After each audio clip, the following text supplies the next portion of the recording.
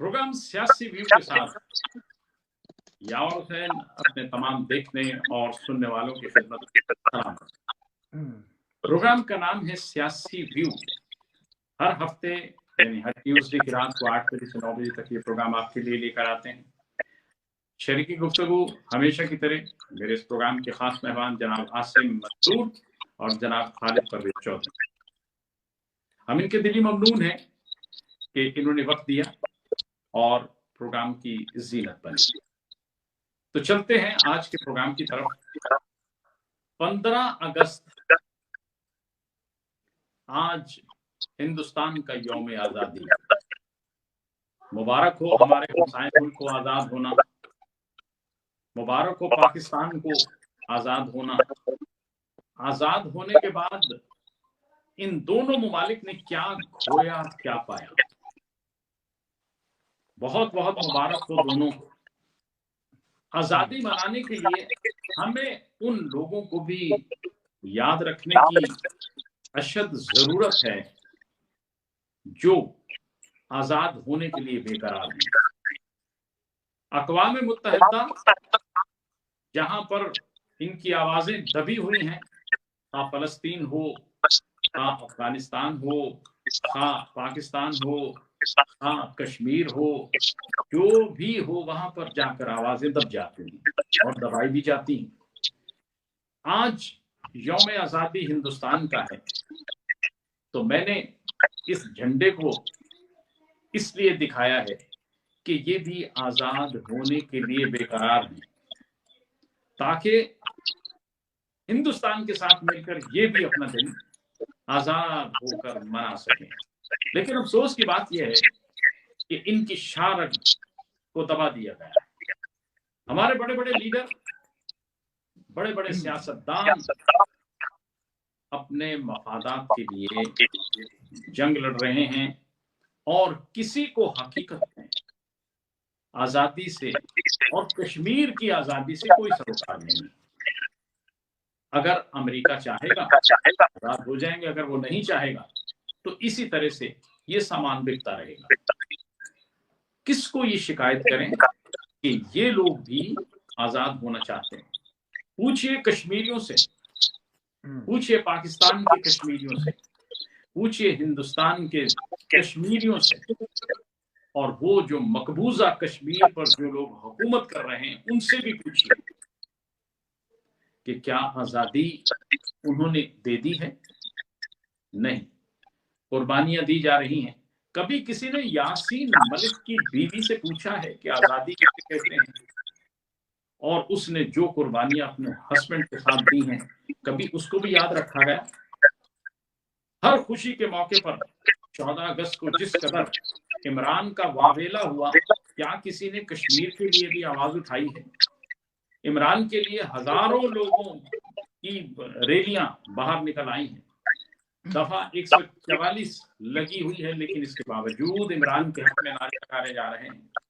लेकिन मेरी उन लोगों से भी गुजारिश है कि आज हिंदुस्तान का आजादी का दिन है, तो इनका भी आजाद होने का हक है। इनकी आजादी हमारे लिए बहुत जरूरी है। लेकिन कहा यह जाता है कि कश्मीर पाकिस्तान की शारक है, शारक को दबा दिया गया है। शारक के नजदीक क्या क्या कुछ हो रहा है, ये सिर्फ बयानिए दिए जाते हैं, सियासी बयान दिए जाते हैं, जो असल में मफादात हैं हमारे लोग हासिल कर रहे हैं। एक खेल बना रखा है कश्मीर को, एक खेल बना रखा है कश्मीरियों को। कश्मीरी हमेशा 14 अगस्त पर नए ख्वाहिशात का पैगाम भेजते हैं, जैसा कि इस साल भी इनके लीडरों ने भेजा है और हमें मौसूल हुआ। मैंने देखा पूरी दुनिया में क्या किसी पाकिस्तानी ने कश्मीर का झंडा भी हाथ में पकड़ के ये आवाज उठाई है कि हम जब भी आएंगे, जिसकी भी हुकूमत आएगी, वो इस मसले को हल करेगी? नहीं, ये मुमकिन नहीं है, क्योंकि इस आवाज को दबा दिया जाता है। आज मेरी उन तमाम पाकिस्तानियों से, मेरी उन तमाम भारत के लोगों से ये गुजारिश है कि इनका भी हक है, इस झंडे का भी हक है कि ये भी दुनिया में आकर लहलहाए। اور لہرائے اور ہم سب مل کر اس کو بلند کریں۔ آج ہم ہندوستان کی آزادی کے موقع پر یہ آواز اٹھا رہے ہیں۔ میں دیار غیر میں بیٹھ کر اس پروگرام سیاسی ویو کے ذریعے سے اپنے معتبر مہمانوں کے ساتھ مل کر یہ آواز اٹھا رہا ہوں کہ کشمیریوں کی جو دبی ہوئی آواز ہے اس کو ابھارا جائے، اور وہ لوگ جو اس وقت نئی حکومت کی شکل میں آئے ہیں ان سے بھی گزارش ہے کہ برائے مہربانی اس جھنڈے کا بھی خیال رکھیں۔ یہ بھی ہمارے بھائی ہیں، یہ بھی تڑپ رہے ہیں آزادی کے لیے۔ اور آج ایک شخص جس کا میں نام لینا بہت ضروری سمجھتا ہوں، بیرسٹر سلطان محمود، وہ ہمیشہ کی طرح آج بھی اپنے اس سفر میں رواں دواں ہیں، اور ان کے ساتھ جو ٹیم ان کی کام کر رہی ہے وہ بھی کشمیر کی آواز کو پورے یورپ میں، برطانیہ میں اور جہاں جہاں پر ہو سکتا ہے کشمیر کی آواز کو بلند کر رہے ہیں۔ اور میں اپنے پروگرام کے ذریعے سے اپنے عاصم محمود جو میرے عاصم منظور ہیں ان کے ساتھ مل کر، خالد پرویز کے ساتھ مل کر ہم کشمیریوں کی حق کے لیے یہ آواز بلند کر رہے ہیں کہ آزادی ان کا بھی حق ہے، فلسطینیوں کا بھی حق ہے، جو وعدے کیے گئے ہیں ان کو پورا کرنا بہت ضروری ہے۔ لہٰذا کشمیری بھائی ہمارے بھائی ہیں، پاکستان کے کشمیری ہمارے بھائی ہیں، ہندوستان کے کشمیری جو مقبوضہ علاقوں میں رہتے ہیں وہ ہمارے بھائی ہیں۔ ان کی خوشی کے لیے جو کچھ بھی ہو سکتا ہے آپ ضرور کریں، ان کی آواز کے ساتھ آواز ملائیے، دکھ میں شامل ہوئیے اور اپنی خوشیوں میں ان کو بھی شامل کیجیے، یہ بہت ضروری ہے۔ آج میری ان تمام دوستوں سے گزارش ہوگی کہ جس وقت پاکستان کا جھنڈا بلند کریں تو کشمیریوں کا جھنڈا بھی اٹھایا کریں، وہ بھی ہمارے بھائی ہیں، ان کے لیے بھی بہت ضروری ہے کہ وہ بھی ہماری خوشیوں میں شامل ہوں۔ اور ہندوستان کی وہ بربریت جو اس وقت وہاں پر جاری و ساری ہے اس کو روکنا اقوام متحدہ اور پورے یورپ کے جہاں پر بھی لوگ بیٹھے ہیں، جن جن اداروں میں آواز جا سکتی ہے پہنچائیے کہ کشمیری ہمارے بھائی ہیں، ان کو بھی حق آزادی کا ہونا چاہیے۔ ہم 4 صوبوں کے مالک ہیں، آزاد ملک ریاست ہماری پاکستان ہے، لیکن ہر شخص اس کوشش میں رہتا ہے کہ ہم اپنا مفاد حاصل کریں، اپنے صوبے کے لیے ہم مفادات حاصل کرتے رہیں، لیکن کشمیریوں کے لیے صرف مفادات کے لیے ایک بیان دیا جاتا ہے، وہ بھی ذاتی مفادات کے لیے، اصل میں کوئی کشمیریوں کی آواز لے کر نہیں ہوتی۔ لیکن ہم انشاءاللہ جب تک ہمارے دم میں دم ہے، جب تک ہمارے سانس میں سانس ہے، انشاءاللہ ہم کشمیریوں کے لیے اپنی آواز کو بلند رکھیں گے۔ اور بھارت کے اس آزادی کے موقع پر یہ پیغام دینا چاہتے ہیں اپنے پروگرام کے ذریعے سے کہ ان کی آزادی کا بھی خیال رکھیں، قتل و غارت گری بربریت کو ختم کیا جائے تاکہ وہ بھی سکھ کا سانس لے سکیں۔ یاسین ملک جو پرسان حال ہیں ان کو آزاد کیا جائے، اور اس کے علاوہ ہزاروں دیگر جتنے بھی کشمیری رہنما پکڑے ہوئے ہیں ان کو رہا کیا جائے۔ ہم مذمت کرتے ہیں جو کچھ اس وقت کشمیر میں ہو رہا ہے، اور اگر آپ کسی کے ساتھ ظلم کریں گے تو وقت دور نہیں جب آپ بھی اس مصیبت کی زد میں آ جائیں۔ عاصم صاحب، نئی حکومت آ گئی، انوار الحق کاکڑ اللہ والے لوگ ہیں، درویش صفت آدمی ہیں، درویش بن کر آئے ہیں، ان سے کیا امیدیں وابستہ ہیں؟ بسم اللہ الرحمن الرحیم۔ یاور صاحب، سب سے پہلے تو کاکڑ صاحب کا اگر آپ تھوڑا سا پس منظر دیکھیں، یہ پاکستان کے جو 1993 میں عبدالحفیظ کاکڑ صاحب چیف آف آرمی اسٹاف تھے، جنہوں نے غلام اسحاق خان اور جو اپنے نواز شریف صاحب تھے پرائم منسٹر، ان کے درمیان جو چپکلیں چل رہی تھی ان کا تصفیہ کروایا تھا اور زبردستی گھر بھیجا تھا، یہ ان کے چھوٹے بھائی ہیں انور اللہ کاکڑ صاحب۔ ان کا تعلق بلوچستان سے ہے، لیکن اگر آپ پاکستان کی نگران حکومتوں کی تاریخ پر نگاہ دوڑائیں یاور صاحب، تو ہمیشہ یہ جو ہمارے سیاسی انجینئر ہیں جو کہ یہ ہمیشہ ایسے لوگوں کو آگے لاتے ہیں جو ان کے کٹ پتلی ہوتے ہیں، یہ کبھی بھی کسی سٹرونگ شخصیت کو نہیں لائیں گے۔ آپ پاکستان کی ہسٹری سے آ کر دے لیں، जहाँ तो हमें अमेरिका से इम्पोर्टेड वज़ीर आज़म आएगा, जिस तरह पिछले दौर में शौकत अजीज साहब और मोहन कुरैशी साहब आए थे। यहाँ पर इस तरह का होगा कि हम पाकिस्तानी होने के नाते हमें पता भी नहीं होगा कि बंदा कौन है, कहाँ है और वो पाकिस्तान में रहता भी है या नहीं, जिस उस्मान बुज़दार की तरह। आप देखें माजी में कहीं तो बरकशिर मज़ारी को ले जाते हैं जिनका कोई हल्का भाव नहीं था, अब ये काकड़ साहब को ले आए हैं। तो असल मामला ये है, ये थोड़ी सी गेम में थोड़ा सा मुझे ट्विस्ट लग रहा है, क्योंकि एक उन्होंने इशारा दिया है कि जो साबिक चीफ ऑफ आर्मी स्टाफ के भाई को लेकर आए हैं। आपने देखा होगा कि पहले जो सोशल मीडिया पर खबरें गर्दिश कर रही थी, जो पीपल्स पार्टी थी वो जिलानी साहब के नाम पर मुख्तलिफ थी, नवाज शरीफ थे वो असाग डार के नाम पर मुख्तलिफ थे। इन दोनों के दरमियान बातें चल रही थी, लेकिन वो एक तीसरा बंदा निकाल कर ले आए, अनवर अल हक, जो किसी के वहमो गुमान में भी नहीं था। लेकिन अगर आप देखें पहले, शायद ये आपकी इत्तला के लिए, अपने कारीन की इत्तला के लिए, नाज़रीन की इत्तला के लिए अर्ज है यावर साहब, ये पहले हफीज शेख का नाम भी ज़ेर गौर आया था जी, हफीज शेख का नाम भी ज़ेर गौर आया था। और जो डॉक्टर इशरत आबाद जो कि दुबई में रहते हैं, वो सिर्फ जितनी देर वो गवर्नर रहते हैं थे सिंध के, सिर्फ उतनी देर के लिए पाकिस्तान आते हैं और बाद में दोबारा दुबई चले जाते हैं। हफीज शेख साहब जितनी देर उनको कोई अहम तरीन उहदा मिलता है, वो सबको पता है, वो IMF के बंदे हैं, वो इंटरनेशनल तगूनी कुफ्तों के बंदे हैं। पहले वो पाकिस्तान के वज़ीर ख़ज़ाना बने थे जरदारी दौर में, फिर बाद में आए स्पेशल फ्लाइट पे, वापस चले गए अमेरिका, फिर दोबारा आए, खान साहब के दौर में उनको बुलाया गया और वो खान साहब के दौर में भी रहे। तो या तो पाकिस्तान में बंदा क्यों इम्पोर्टेड आता है जो इतनी अहम जिम्मेदारियां निभाता है, या फिर क्यों कठपतली होता है, जिस तरीके के साथ बलकशेर मज़ारी और जमाली साहब थे बेचारे शरीफ अल इंसान, जिनका कोई पता नहीं था। सिर्फ इस दफा उन्होंने कवर अप करने के लिए, एक तो उन्होंने दो बड़ी पार्टियों को थोड़ा सा ना साइड लाइन पे किया जो अपनी मोनोपोली बना रही थी इलेक्शन के बारे में, और दूसरा उन्होंने एक छोटे, ये भी एक तीर से कई शिकार किए हैं। दूसरा उन्होंने छोटे सूबे जो बलूचिस्तान से तल्लुक़ है काकड़ साहब का, उन्होंने बलूचिस्तान को भी नुमाइंदगी दी है ताकि एक पेश सेव किया जाए, उनको बताया जाए कि आपका बंदा भी हमने निज़ाम शीरा के तौर पर रखा है। लेकिन अगर आप इनकी ताकत का या इनकी आप इख्तियारात का आप दायरा कार का तयन करें, तो आई एम सॉरी टू से कि ये बेचारे कठपुतली बंदे हैं। होना वही है जहां से पाकिस्तान की सियासत की डोरियां हिलती हैं। रिमोट कंट्रोल जिनके पास है, जब जो बटन दबाना है काकड़ साहब ने वही बोलना है।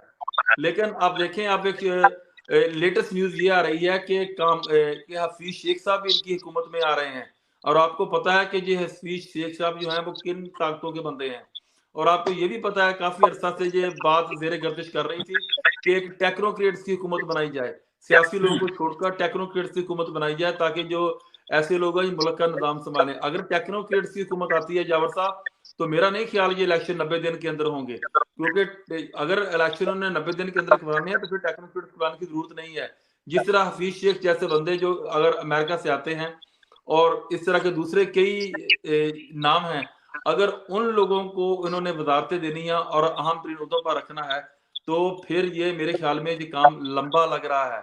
और मेरे ख्याल में इन्होंने जो हमारी जो एस्टेब्लिशमेंट है पाकिस्तान की, जो कि हर मामले में करता धरता है, मेरे ख्याल में इन्होंने सिर्फ फ्रंट पे काकड़ साहब को लाए हैं और उनके पीछे उनके मकासद कुछ और हैं।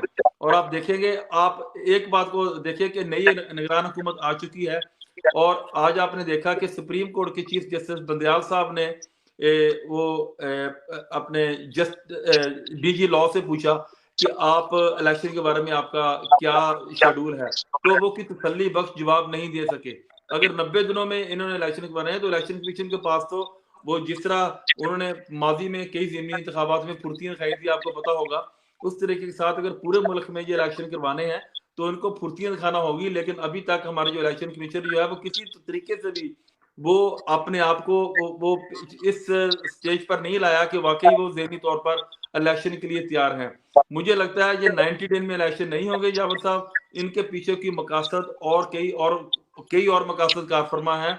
और ये भी सुनने में आया कि काकड़ साहब ने, खैर उनका फैसला तो नहीं है, जो ताकतें उनको लेकर आई हैं, जिनका रिमोट कंट्रोल चलता है, उन्होंने शहबाज शरीफ दौर के कई वज़रा की फाइलें भी मंगवाई हैं। तो ये कोई ना कोई ऐसा एहतसाब का या कोई ऐसा कोई सोचा छोड़कर ये इंतखाबात को तूल भी दे सकते हैं। बहुत शुक्रिया आपका खालिद साहब। हाल ही में जो सूरत हाल इस वक्त बनी हुई है, خان صاحب کے حوالے سے گفتگو کریں گے کہ خان صاحب کی اس وقت کیا پوزیشن ہے اور جو ہوائیں اڑ رہی ہیں اور جس قسم کی افواہیں ہیں آپ کیا سمجھتے ہیں کہ کچھ بہتری کے آثار نظر آئیں گے یا ابھی نہیں؟ جی بہت شکریہ یاور بھائی اور آسم بھائی، بہت شکریہ، اچھا لگا دیر بعد آپ پروگرام میں ہمارے ساتھ شامل ہوئے ہیں۔ خان صاحب کے بارے میں یہ کہوں گا کہ آپ کو تھوڑی سی جب میں بیک گراؤنڈ بتاؤں گا کہ ان کی جو 17 کیسز ہیں ان کی ضمانتیں جو ہیں وہ خارج کر دی گئی ہیں، ٹھیک ہے جی، اور انہوں نے ہائی کورٹ میں ریلیف کے لیے دائر کیا کیونکہ کورٹ وہاں سے موو کیا جائے ٹرک سے، وہ ٹرک میں وہ کوئی سیکنڈ کلاس وہ نہیں ہے، کیونکہ بحیثیت وزیر اعظم ان کو جو ملنی چاہیے ٹریٹمنٹ وہ نہیں مل رہی، پروٹوکال نہیں مل رہا۔ تو ایک تو ضمانتیں کینسل خارج ہونے کا مقصد یہ ہے کہ ان کو پائپ لائن میں کر لیا گیا، یہاں سے ہائی کورٹ ضمانت دے گی، دوسرے کیس سے پکڑ لے جائیں گے، وہاں سے ضمانت ملے گی تیسرے میں، چوتھے میں، 200 کیسز کا حساب لگا لیں آپ۔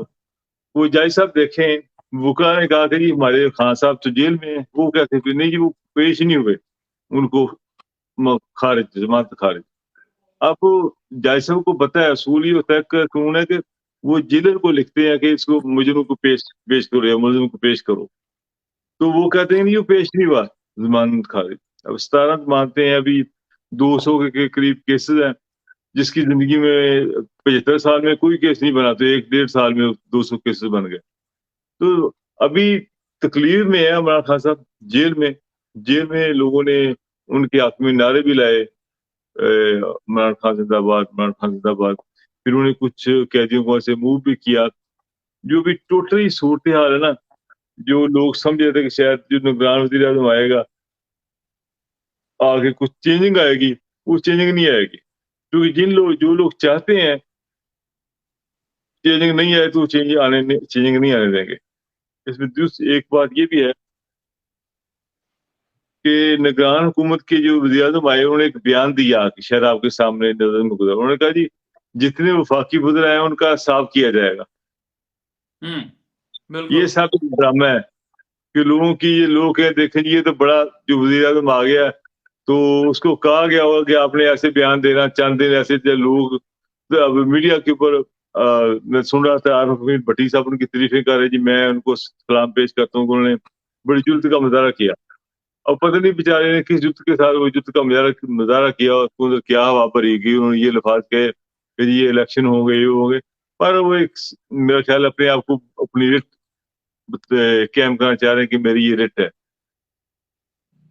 جو سسٹم ہے نا یار بھائی، ٹوٹلی اپسٹ ہو چکا ہے، آئین ایک قسم کا معطلی ہو چکا ہے۔ آپ دیکھیں ہائی کورٹ حکم دیتی ہے کہ پنجاب کے الیکشن کروائیں، نہیں مانا جاتا، فیصلہ دیتی ہے نہیں مانا جاتا، سپریم کورٹ کے پاس کیا جاتا ہے جی الیکشن کروائیں، نہیں مانا جاتا ہے، کبھی سیکورٹی نہیں ہے، کبھی پیسے نہیں ہے، اور جو ایم این اے کو فنڈ اربوں کے دیے جا رہے ہیں اور الیکشن کے 3000 کا فنڈ نہیں ہے۔ اور اب الیکشن نہ کرانے کے لیے دیکھیں نگران وزیر اعظم کے پاس اتھارٹی ہوتی ہے کہ وہ صرف الیکشن کروائے، اور ان لوگوں نے ابھی اسمبلی میں ایک قانون پاس کر لیا کہ نگران وزیر اعظم بیرونی ممالک اور اقوام متحدہ سے ہر قسم کے معاہدے سائن کر سکتا ہے۔ بہت ساری پاور جو عام پرائم منسٹر کے پاس ہوتی ہیں وہ ساری ان کو دے دی گئی۔ اس کا مقصد کیا؟ الیکشن نہیں ہونا چونکہ وہ سینسس کا مسئلہ آ گیا، اب کیا کریں، اس کے لیے ممبر پورے نہیں ہیں، اسمبلی کا قوم پورا نہیں ہے، کیسے کام کریں؟ دیکھیں نا پورا نظام ہی اپسٹ ہو گیا۔ اور یہ جو میاں نوازی صاحب بیٹھے ہیں پاکستان آنے کے لیے کہ پاکستان آنا ہے، وہ کہتے ہیں جی پہلے خواجہ آصف کا بیان سنا تو کہہ رہے ہیں جی جب ان کی 0 خطرے کے چانس ہوں گے پھر آئیں گے۔ اب 0 چانس کیسے ہو سکتے ہیں؟ ان کی سزا معطل کرنے کے لیے آئین کے اندر باقاعدہ آئینی ترمیم کرنی پڑے گی۔ آئینی ترمیم کرنے کے لیے ہمارے پاس وہ ممبر ہی نہیں ہے، جو بیٹھے ہوئے نگران بیٹھے ہوئے سارے۔ دیکھیں جب الیکشن نہیں ہوئے اصولی طور پہ कानूनी तौर पे, आईनी तौर पे इलेक्शन मुअत्तल हो गया, जब 90 डेज का जो टाइम है ना, इलेक्शन नहीं हुए, क्या हुआ? कोई बाहर निकला? जो जिन्होंने निकला तरीके इंसाफ ने, वो उसको, आपको पता, उसको वैसे क्रश कर दिया गया। उसका नाम और निशान देखे, बेचारे जितने लीडर हैं सब जेल में है, खान साहब जेल में है, वर्कर जेल में है, जो भी थोड़ी सी हरकत करता है उसको उठा के ले जाते हैं। और बाकी जो पार्टियां हैं वो तो, उन्होंने क्या करना है? 15-16 जज्बातें मिली हैं, कोई निकला बाहर के इलेक्शन क्यों नहीं हो रहे? कोई नहीं निकला। अभी भी इनको वक्त पड़े हुए हैं कि जी अब इलेक्शन नहीं, अब होगा तो क्या होगा। और मियां नवाशी साहब नाराज हैं शबाशी साहब के साथ, क्योंकि उन्होंने कह दिया कि मैं 30 साल से उनका तारा हूँ, एस्टेब्लिशमेंट का तारा हूँ। वो कहते हैं कि इनकी तो सियासती नवाज साहब की ये रही कि एस्टेब्लिशमेंट के साथ लड़ाई लड़ो, मुशर्रफ से लड़ाई लड़ो, हर से लड़ाई लड़ो। 8 जनरल के साथ इसकी लड़ाई हुई है, सबके साथ कोई ना कोई पंगा, सबके साथ कोई ना कोई पंगा। इसकी सियासत का मैबर जो था ना, एंटी एस्टेब्लिशमेंट था। अब उसके भाई ने आके वो तोड़ दिया। अब मरियम नवाज को ये समझ आ रही है कि 2 साल की टेक्नोक्रेट हुकूमत चलेगी, उसके बाद शायद शबाशी भी वापस आ जाए। और ये जो है मैडम और जो मोहतरम जो है नवाज शरीफ फारूक हो जाए, क्योंकि असूली तौर पे शहबाज शरीफ साहब सूट करते हैं ताकतवर हलकों को, लेकिन क्योंकि वो बड़े, खालिद साहब वो सूट पहने हुए सूट नहीं करते। वो धोती और लाचा पहन ले फिर भी सूट करेंगे। वो हर तरह से वो फ्लेक्सिबल बंदे हैं। तो वो होम्योपैथिक, असल में उसको अल्फाज दे दें, होम्योपैथिक सियासतदान है।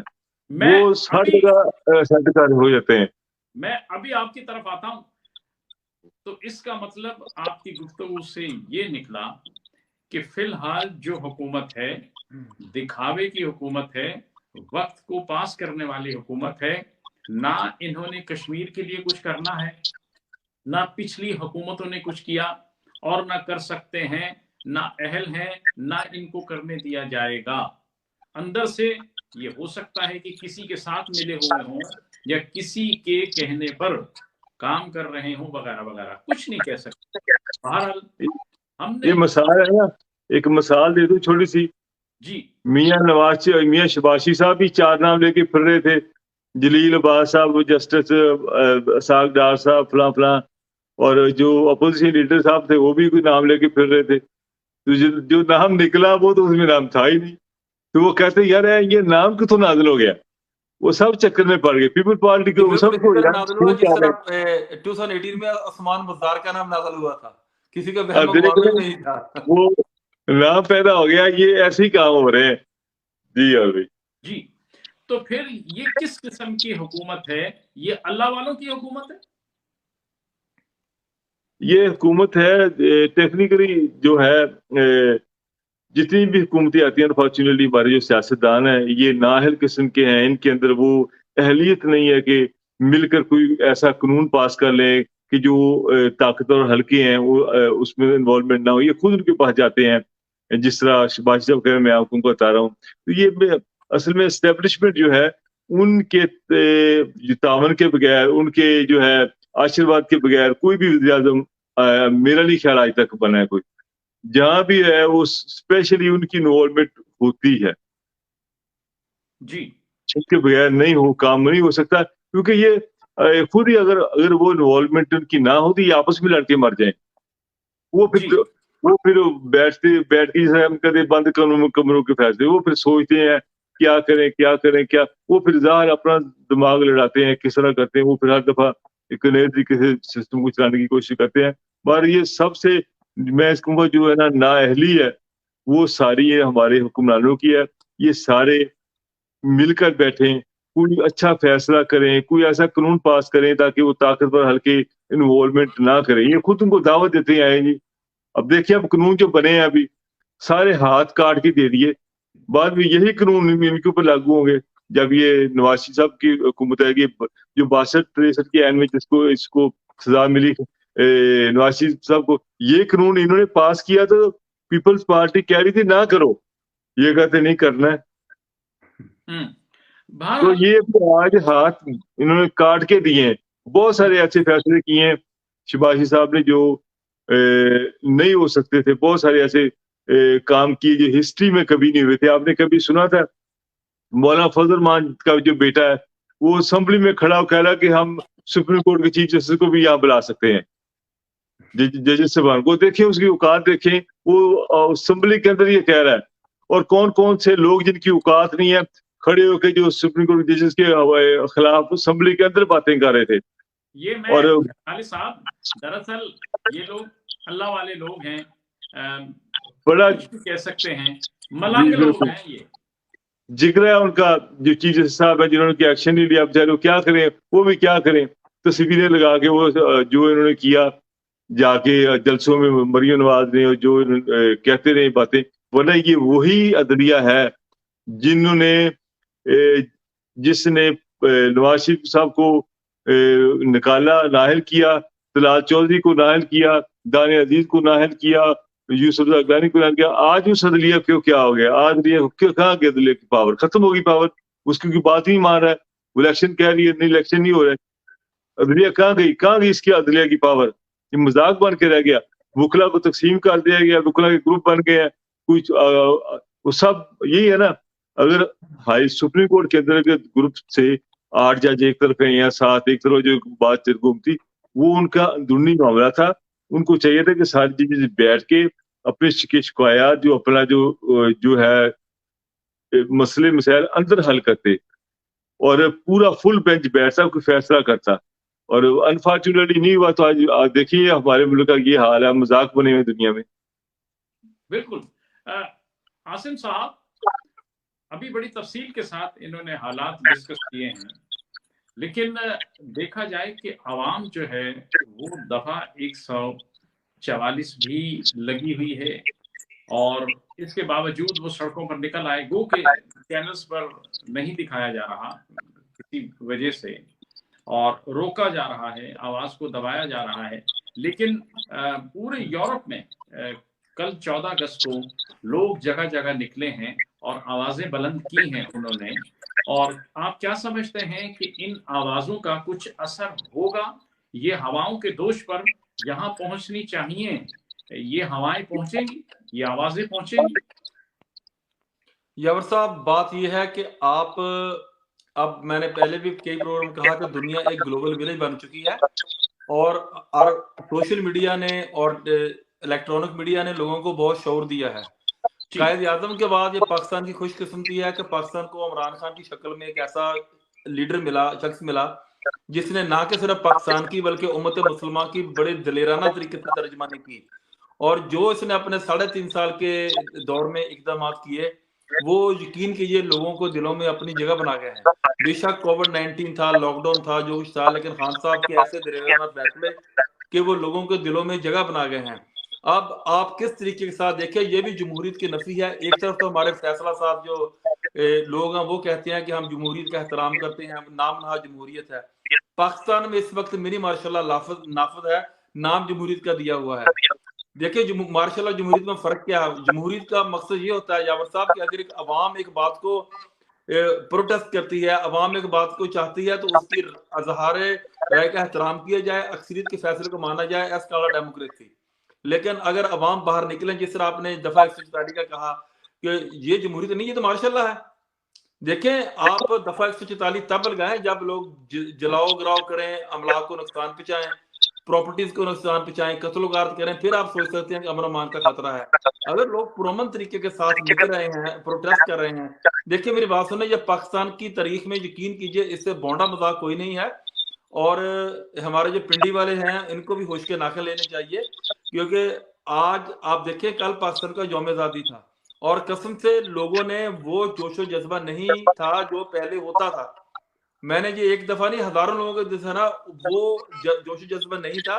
और आपने देखा कि ऑस्ट्रेलिया में सबसे बड़ा मुजाहरा हुआ, यूरोप में मुजाहरे हुए, लोगों ने पाकिस्तान जिंदाबाद के साथ दूसरा नारा ये भी लगाया कि खान साहब को रहा करो, کیونکہ دیکھیں اگر آپ ایک معمولی سی گڑی چوری کا معاملے پر ایک بندے کو آپ اندر کر سکتے ہیں، تو جنہوں نے پورا ملک لوٹا ہے، جنہوں نے آسٹریلیا میں جزیرے لیے ہیں، جنہوں نے پاپا جونز کی سینکڑوں کے ساتھ سے فرنچائز بنائی ہیں، جنہوں نے پورے یورپ میں ایون فیلڈ لندن میں سارے کا سارا ان لوگوں کا ہے، جن کی دبیز میں پراپرٹیاں ہیں، جن کے سرے محل ہیں، تو یہ نا جو ہر جگہ پاکستان کا پیسہ لوٹ کر بیٹھے ہوئے ہیں، تو ان کو پھر کیا سزا ہونی چاہیے؟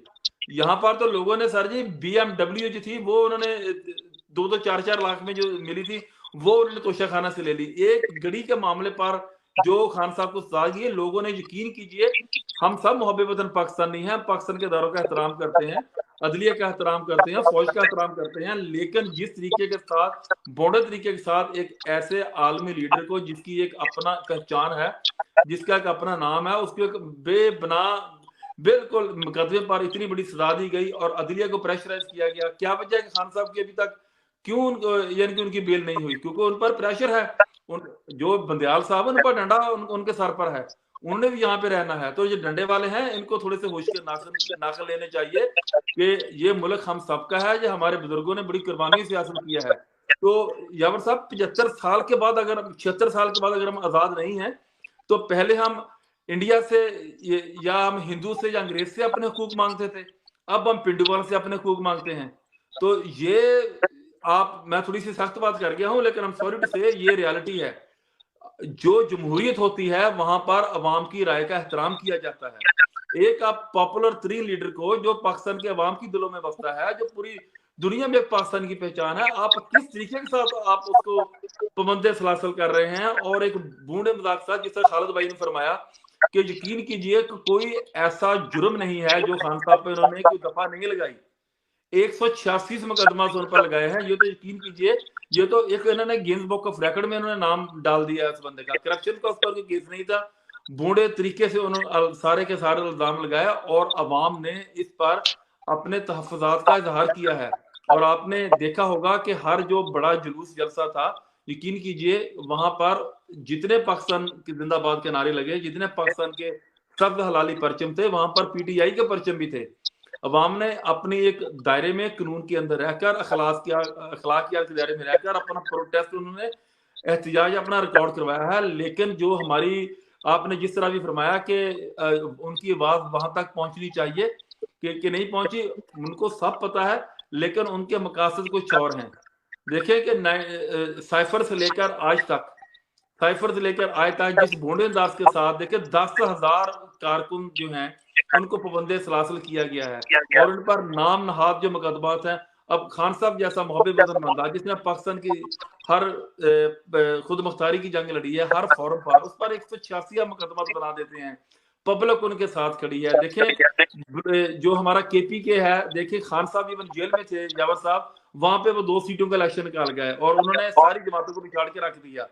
آپ کو خلق خدا جو ہے اس کی آواز کو بھی سننا چاہیے. جو ہمارے بڑے ہیں، جو راول پنڈی میں بیٹھے ہیں سفید والے، ان کو بھی سوچنا چاہیے کہ ہماری عوام کیا سوچ رہی ہے. اور خدا نہ خواستہ کسی ایسے نہج پر حالات نہیں جائیے جہاں پر پوائنٹ آف نو ریٹرن ہو. یہ ان کو عوام کی آواز کو سننا چاہیے. دیکھیں ہم نے پہلے بھی ایک ثانیہ کیا تھا 1971 میں، ہم نے عوام کی بات کو نہیں سنا تھا، ہم نے ڈنڈے کی بات کو سنا تھا. رزلٹ آپ کے سامنے ہے. اور اس کے بعد چھوٹے صوبے میں، بلوچستان میں، سندھ میں، KPK میں ہم نے نفرتوں کے بیج بوئے ہیں. اور خدا نہ خواستہ ہم نہیں چاہتے کہ پاکستان میں ایسا کوئی سانحہ ہو یا خدا نہ خواستہ عوام کے درمیان ہو. ہم سارے محب وطن پاکستانی ہیں. ہم ایک یونٹ پر پاکستان پر ہم ایمان کی حد تک ہمارا یقین ہے اور ہمارا یہ بھی یقین ہے کہ ہمارا ملک انشاءاللہ تعالیٰ تک روز قیامت تک یہ سرتاب رہے گا. لیکن خدا کے بندوں، خدا کے لیے جو پبلک ہے اس کی آواز کو سننا چاہیے. اسی کو ہم جمہوریت کہتے ہیں.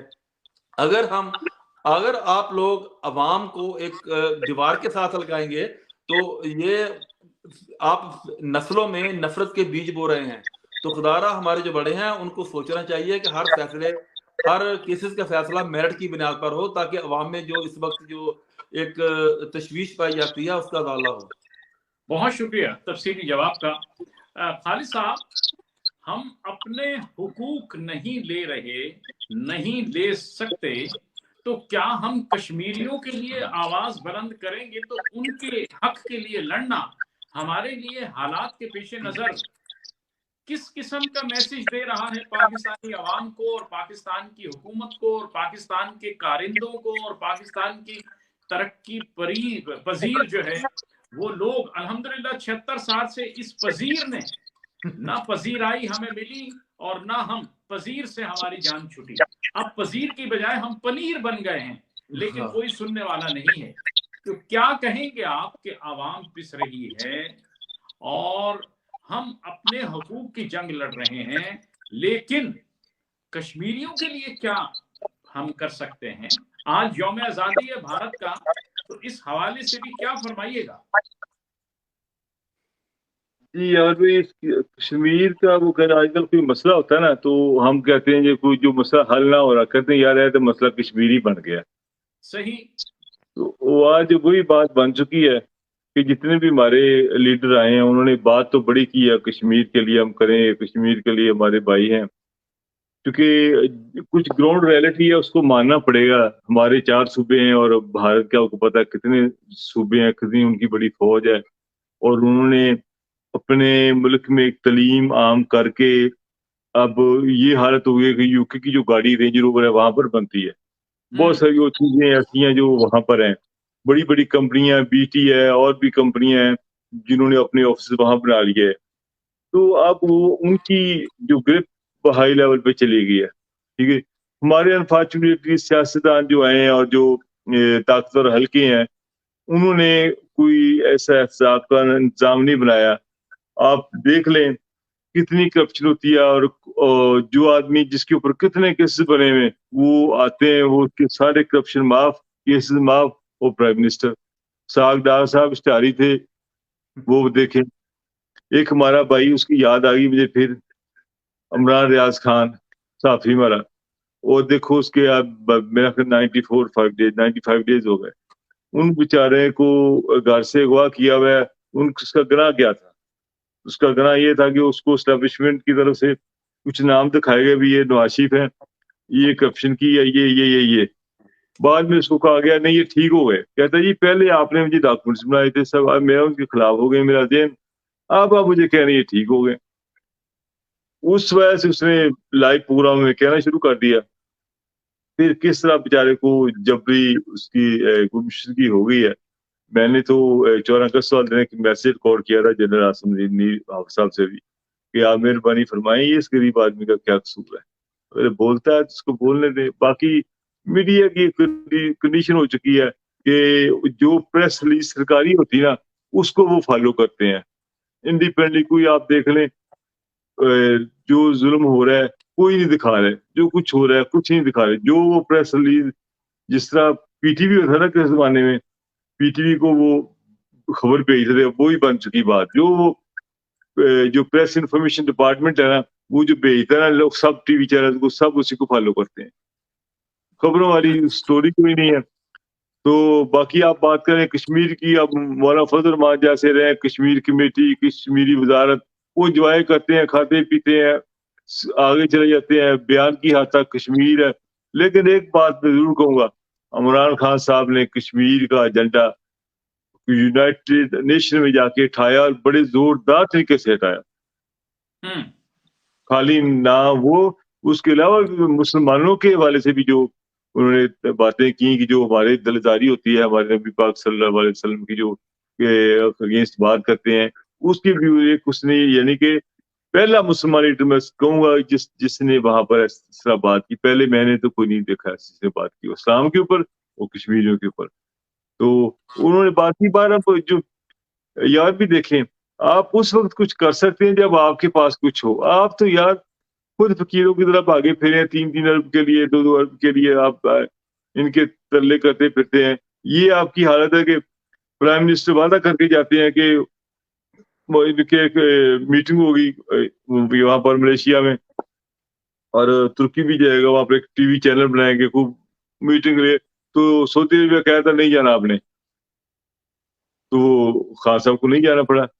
اور یہ انہوں نے بتایا کہ جی ہماری ادھر اتنے لاکھ لوگ کام کرتے ہیں، اگر چلے جاتے ہیں وہ ان کو ملک سے نکال دیتے. بہت ساری چیزیں پہ پھر ہم محتاج ہیں, ہم کچھ کر نہیں سکتے. کچھ کر سکتے جب ہم خود کسی لیول پہ ہو. ہمارا اپنا کوئی لیول نہیں ہے, ہماری سیاستوں نے ہمیں بننے نہیں دیا. ہم کیا کریں گے کسی کے لیے؟ جب آپ کے پاس, میرے پاس کوئی پیسے نہیں ہیں, آپ اس پہ, آپ کو ضرورت ہے پیسوں کی, میں کہاں سے دوں گا؟ میرے پاس ہی نہیں ہے. تو جب ان کے پاس اپنی وہ طاقت نہیں, اپنی وہ چیز نہیں ہے, تو وہ کیا کریں گے؟ جی تو شکریہ. جی بڑی تفصیل کے ساتھ ماشاءاللہ انہوں نے بھی تاریخی حقائق پر روشنی ڈالی ہے.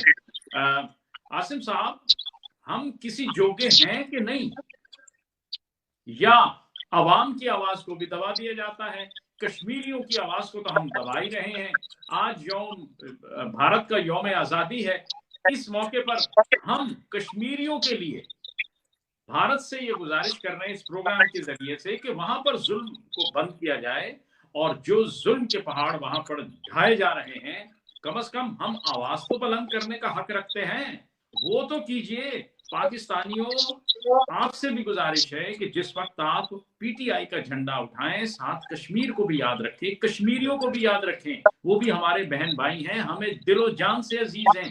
یہ کہہ دینا کہ وہ شارک ہے, وہ شارک سے بھی نزدیک ہے, تو بھائی یہ کر کے دکھائیے. ہمیں پھر پتہ چلے گا کہ جی ہم یہ حق رکھتے ہیں, ان کے لیے بھی ہم آواز اٹھا رہے ہیں. کشمیری دیکھیے آپ کو ہاتھوں پہ اٹھائیں گے, آپ کو پیار کریں گے کہ ہم نے ان کے لیے اگر قربانیاں دی تو آج یہ ہمارے لیے بھی قربانیاں دے رہے ہیں. کم از کم آواز تو اٹھائیے, کشمیر کو اگنور نہیں کر سکتے. اس موقع پر جبکہ بھارت آزادی منا رہا ہے تو ہم سوگ نہیں منائیں گے, ہم ریکویسٹ ضرور کریں گے قانون کو ہاتھ میں لے کر. ہم یہ نہیں کہہ سکتے کہ ہم نے قانون توڑا ہے یا کسی کے ساتھ زیادتی کی ہے, نہیں, لیکن اس آواز کو کشمیری بھائیوں کے ساتھ, مقبوضہ کشمیر کے بالخصوص بھائیوں کے ساتھ مل کر اس حق کو آزادی کے موقع پر یہ ہم حق رکھتے ہیں, اور ان کی آواز کے ساتھ آواز ملا کر انشاءاللہ اس آواز کو بلند رکھیں گے. جی عاصم صاحب. یاور صاحب, آج اگر آپ نے کشمیر کی بات کیا تو دن بھی آج 15 اگست کا, تو ہم کشمیر پر تھوڑا سا فوکس رکھتے ہیں. سب سے پہلے تو ہم کشمیریوں کا احسان نہیں دے سکتے. اس کی وجہ یہ ہے کہ اگر آپ دیکھیں کہ منگلا ڈیم اور طویلا ڈیم جو ہے وہ کشمیریوں نے اپنے زمینوں پہ اپنے آباء و اجداد کی قبروں کو سارے انہوں نے قربانیاں دے کر بنایا, اور جس کی وجہ سے آج پاکستان میں روشنی ہے. آپ نے صحیح فرمایا کہ ہم کشمیریوں کا دینا نہیں دے سکتے, اس کی وجہ سے پاکستان میں روشنی ہے. اگر آج طویلا ڈیم اور منگلا ڈیم سے پاکستان کی جو گریڈ میں جو ٹوٹل الیکٹریسٹی ہے, یقین کیجئے وہ 80% کے لگ بھگ ہے. اگر کشمیری اپنا وہ طویلا ڈیم اور وہ جو منگلا ڈیم ہے اس کی رائلٹی ان کو کیا ملتی ہے؟ پینٹس.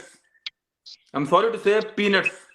ان کو کچھ نہیں ملتا, ان کو پینٹس ملتے ہیں. وہ سارے کے سارے جو اتنا یعنی کہ پاکستان کے گریڈ میں جو الیکٹریسٹی دیتے ہیں, جو ہمارا ملک کی انڈسٹری چلتی ہے, ہمارا ملک میں روشنی ہے, وہ ساری کی ساری کشمیریوں کی مرہون منت ہے. اور آپ یقین کیجئے, میں سلام پیش کرتا ہوں آج 15 اگست کے دن سے, آپ بھول گئے ہیں سید علی شاہ گیلانی صاحب کو, جنہوں نے پاکستان کی ہر موقع پر انہوں نے پاکستان کی آواز کو بلند کیا, چاہے وہ کوئی دن ہو. لیکن وہ ایک سچے سید علی شاہ گیلانی صاحب ایک بڑے سچے اور محب وطن پاکستانی تھے, اور واقعی بہت بڑے لیڈر تھے. لیکن یہاں تک کشمیر کی بات آتی ہے, بدقسمتی سے جس طرح خالد بھائی نے کہا کہ 1947 سے لے کر اب تک جو بھی حکمران آئے, جو بھی نام نہاد کشمیر کمیٹیاں بنی, یہ صرف دوروں کی حد تک ہی رہیں. کبھی وہ سوئٹزرلینڈ چلے جاتے تھے, کبھی وہ فرانس چلے جاتے تھے, کبھی وہ امریکہ چلے جاتے تھے, اپنے پرائیویٹ جیٹس میں حکومت کے خزانوں سے 5 سٹار ہوٹلوں میں رہتے تھے, اور سارے کے سارے اپنی خاندان کو, قریبی دوستوں کو سیر کرواتے تھے.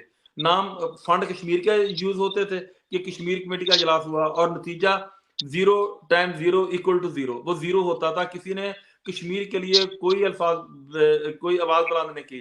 اور دوسری بدقسمتی کی بات یہ ہے, یہ عالمی طاقتوں کی منافقت ہے. یہ عالمی طاقتوں کی منافقت ہے. ایک طرف جمہوریت کا راگ لاپتے ہیں, 76 ایئر ہو گیا ابھی تک کشمیری کو حق نہیں ملا.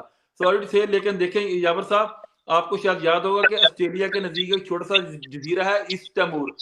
ایسٹ تیمور انہوں نے, ان کا مقصد تھا, ان کا مفاد تھا, جہاں پہ چند اقلیتی عیسائی تھے, انہوں نے انڈونیشیا کے ساتھ لگتا تھا، ایک آئلینڈ تھا، انہوں نے کیونکہ ان کے مفادات تھے، انہوں نے ایسٹ تیمور کو، آپ نے دیکھا ہوگا کس طریقے کے ساتھ راتوں رات ایک ریزولوشن پاس کرائی یو این او سے اور اس کو آزادی دلوا دی.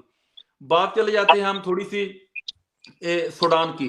جب ہم سوڈان کی طرف جاتے ہیں، دیکھیں عالمی طاقتوں کی منافقت کی بات بتا رہا ہوں. جو ساؤتھ سوڈان ہے وہ آئل سے بھرا ہوا تھا، انہوں نے اس کو 2 ٹکڑے کر دیے، جو یعنی کہ کیا جہاں پر ان کا مفاد تھا انہوں نے ساؤتھ سوڈان پہ اپنا قبضہ کر لیا.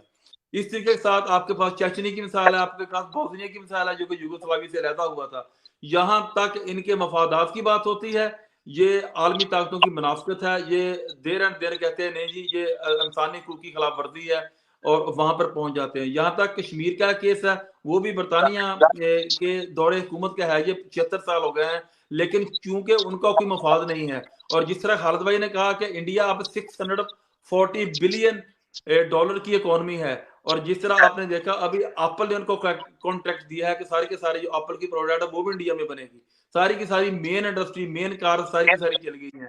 انٹرنیشنل کرکٹ بورڈ ISI جو ICC ہے وہ سارے کا سارا کنٹرول اب انڈیا اور انگلینڈ اور آسٹریلیا کے پاس ہے. انڈیا اب اتنی بڑی قوت بن چکا ہے، اتنی بڑی معیشت بن چکا ہے، اتنی بڑی مارکیٹ بن چکا ہے کہ انفارچونیٹلی کوئی بھی جو عالمی طاقتیں ہیں وہ کشمیر کے معاملے میں وہ انڈیا کی سائیڈ لینے پر مجبور ہیں، وہ بالکل آنکھ بند کیے ہوئے ہیں. ابھی آپ نے حالیہ دنوں میں دیکھا ہوگا کہ جو ہمارے عرب کنٹریز ہیں، اسپیشلی یونائٹڈ عرب ایمریٹس UAE، وہ تقریباً کوئی $30 بلین کی مقبوضہ کشمیر میں سرمایہ کاری کرنے جا رہے ہیں.